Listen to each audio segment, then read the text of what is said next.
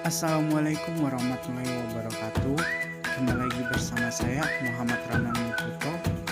Saya dari S1 Fisika. Pada materi kali ini saya akan membahas tentang bakteri. Sebelum kita membahas tentang bakteri lebih dalam, langkah baiknya kita mengenal bakteri. Apa sih bakteri itu?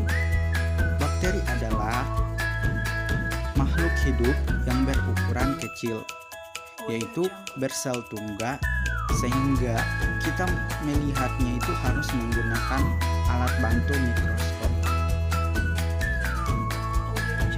Bakteri ini penyebarannya sangat luas.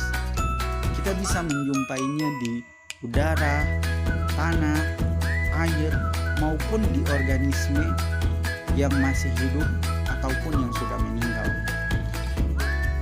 Walaupun bakteri berukuran sangat kecil, tapi bakteri juga memiliki peran penting dalam kehidupan makhluk hidup yang ada di bumi. Oke, kita akan membahas tentang bakteri. Pertama, ciri-ciri bakteri. Yang pertama, prokariot. Yang kedua, bakteri umumnya itu tidak memiliki klorofil. Bakteri juga bentuk tumbuh beraneka ragam. Bakteri hidup bebas atau parasit. Bakteri itu bisa hidup di tanah, air, udara, maupun di organisme. Ukuran bakteri juga bervariasi, rata-rata 1-5 mikron. Bakteri bersifat unilaser.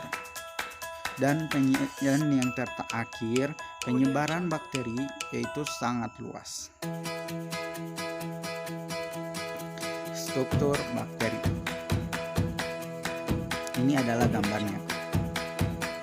Yang pertama, dinding sel tersusun atas peptidoglikan atau gabungan protein dan polisakarida yang tebalnya menentukan gram plus minus. Yang kedua, membran plasma yang menyelubungi isi sitoplasma atau lapisan dari fosfolipid. Selanjutnya, sitoplasma. Sitoplasma ini adalah cairan sel.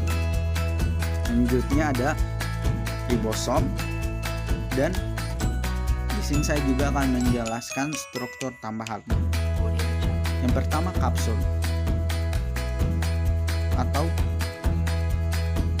lendir. Ini hanya berada di luar dinding sel. Flagel. Selanjutnya pili, klorosoma atau struktur yang terdapat di bawah membran plasma yang mengandung pigmen klorofil.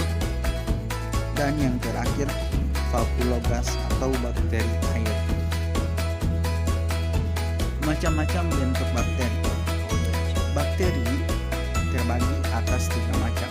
Yang pertama, basil, kokus, spiral. Basil ini berbentuk batang, sedangkan kokus dia berbentuk bulau. Kalau spiral dia seperti benang. Bakteri tipe basil. Bakteri tipe basil juga ini terbagi atas 3. Yang pertama, monobacillus, yaitu bakteri yang hanya membentuk satu batang tunggal. Di sini ada contohnya. Yang pertama, Salmonella typhosa, yaitu penyebab penyakit tipes. Escherichia coli, yaitu bakteri yang terdapat pada usus. Terus Lactobacillus, tipe basil diplobacil, yaitu bakteri berbentuk basil yang bergandengan 2-2. Selanjutnya adalah Streptobacil, bakteri yang berbentuk basil yang bergandengan memanjang berbentuk rantai. Contohnya Bacillus anthracis, yaitu penyebab penyakit antraks. Kemudian contoh selanjutnya Streptobacillus moniliformis. Yang terakhir contohnya adalah Azotobacter atau bakteri yang pengikat nitrogen. Ini adalah gambar-gambar dari tipe basil. Selanjutnya adalah tipe Coccus atau bulat. Tipe Coccus ini terbagi atas 5. Yang pertama, Monococcus, bakteri yang berbentuk bola tunggal. Misal, Monococcus gonorrhoeae, penyebab kencing nanah. Yang kedua, Diplococcus, bakteri berbentuk bola bergandengan dua-dua. Misal, Diplococcus pneumoniae, yaitu penyebab penyakit pneumonia atau radang paru-paru. Yang ketiga, Sarcina, yaitu bakteri berbentuk bola yang berkelompok 4-4 membentuk kubus, misal Sarcina lutein. Yang keempat, Streptococcus, yaitu bakteri berbentuk bola yang berbentuk memanjang berbentuk rantai, misal Streptococcus lactis, Streptococcus pygnaeus, penyebab sakit tenggorokan, dan Streptococcus thermophilus untuk pembuatan yogurt. Yang kelima atau yang terakhir, tipe kokus yang terakhir adalah Staphylococcus, yaitu bakteri berbentuk bola yang berkloni seperti buah anggur, misal Staphylococcus aureus, yaitu penyebab penyakit radang paru-paru. Ini adalah gambar dari tipe kokus. Selanjutnya ada tipe spiral. Tipe spiral terbagi atas 3 macam, yaitu spiral. Pertama, spiral, yaitu golongan bakteri berbentuk seperti spiral atau misalnya Spirilium. Yang kedua, vibrio atau berbentuk koma. Bakteri ini dianggap sebagai bentuk spiral tak sempurna, misal Vibrio chloraiae, penyebab penyakit kolera. Yang ketiga atau yang terakhir, Spiroseta, yaitu golongan bakteri berbentuk spiral yang terdapat bergerak, misal Spirochaeta pallida, yaitu penyebab penyakit sifilis. Oke, ini adalah gambar dari bakteri Spirillum. Yang pertama adalah Vibrio, selanjutnya ada Spirilium. Vibrio ini ada kepalanya ini berbentuk seperti balon, sedangkan Spirilium dia tak beraturan kepalanya. Berdasarkan ada tidak flagellate. Di sini bakteri ada perbedaan berdasarkan adanya tidaknya flagel dan letak flagelnya. Pertama, Artrix, yaitu bakteri tidak berflagel, tidak memiliki letak flagel.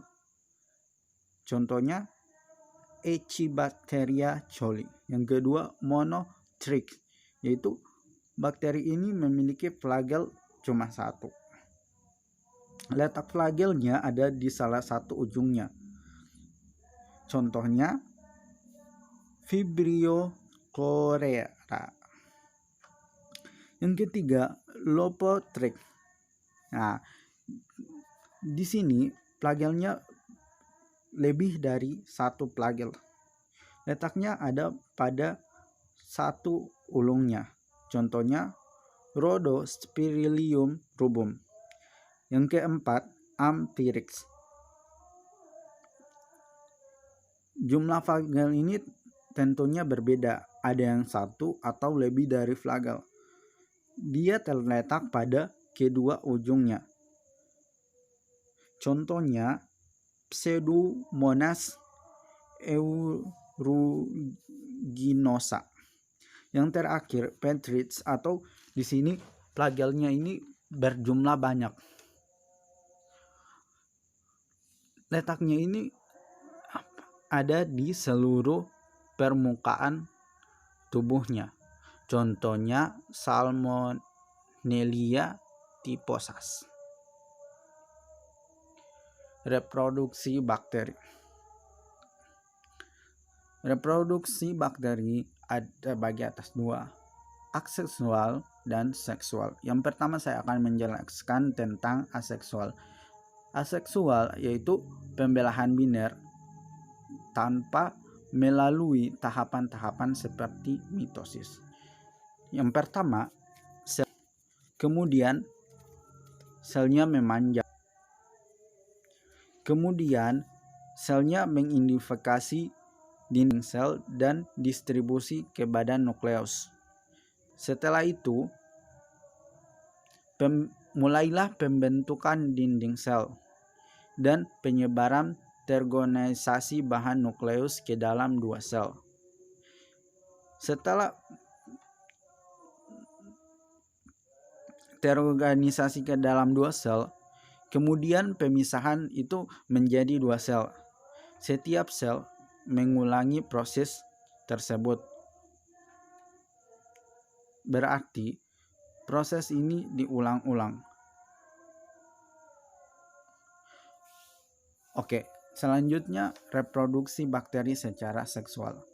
Di sini ada dari konjungsi, transduksi, dan transformasi.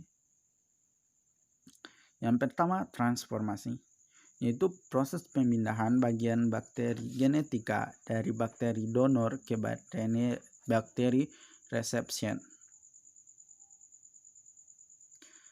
Transduksi. Transduksi merupakan perpindahan materi genetika dari bakteri donor ke bakteri resipien yang dibantu oleh virus. Dan yang ini adalah konjungsi. Perpindahan materi genetika yang melibatkan penyatuan sebagian kromosom bakteri donor dan resipien. Proses ini konjungsi ini diawali saling mendekatnya pilih seks masing-masing bakteri. Kemudian bakteri saling memindahkan sebagian DNA yang memiliki bakteri pasangnya melalui pilih tersebut. Selanjutnya, kedua bakteri terpisah dan masing-masing bakteri akan membela dirinya masing-masing. Contoh gambarnya ada di samping. Peranan bakteri dalam sehari-hari. Bakteri juga ada yang bersifat menguntungkan dan merugikan. Saya akan menjelaskan yang menguntungkan terlebih dahulu. Di sini contoh bakteri yang menguntungkan adalah Lactobacillus casei atau bakteri pembuatan Yakult. Yang kedua, Acetobacter psyllium, bakteri pembuatan nata de coco. Lactobacillus bulgaricus, bakteri pembuatan yogurt. Streptococcus aureus, antibiotik streptomycin. Methanobacterium, yaitu bakteri pembuatan biogas. Rhizobium dan Azotobacter atau bakteri peningkat nitrogen. Selanjutnya Nitrosom monas, Nitrosom coccus, yaitu bakteri penyuburan tanah. Dan yang terakhir adalah Streptococcus lactis, yaitu bakteri pembuatan keju. Nah, yang kedua, bakteri yang merugikan. Di sini yang pertama, bakteri yang merugikan kepada manusia. 1. Salmonella tryphosphas, yaitu bakteri penyebab tifus. Shigella dysenteria, bakteri penyebab disentri. Vibrio coma, bakteri penyebab kolera. Haemophilus influenza, bakteri penyebab penyakit influenza. Diplococcus pneumoniae atau bakteri penyebab pneumonia atau radang paru-paru, dan seterusnya. Dan di sini ada juga bakteri yang merugikan pada hewan. Yang pertama, Brucea abortus, yaitu bakteri penyebab brucellosis pada sapi. Streptococcus agalatica, yaitu bakteri penyebab penyakit matitis pada sapi. Bacillus anthracis, bakteri penyebab antraks. Actinomyces bovi, bakteri penyebab bengkak rahang pada sapi. Dan yang terakhir contohnya Cytomyces columnis, yaitu bakteri penyebab penyakit pada ikan. Selanjutnya bakteri penyebab penyakit pada tumbuhan, yaitu pertama Xanthomonas oryzae, yaitu bakteri yang menyerang pucuk daun padi. Yang kedua Xanthomonas champetris, yaitu bakteri yang menyerang tanaman kubis. Dan yang terakhir contohnya Pseudomonas, yaitu bakteri yang menyerang penyakit layu pada terung-terungan.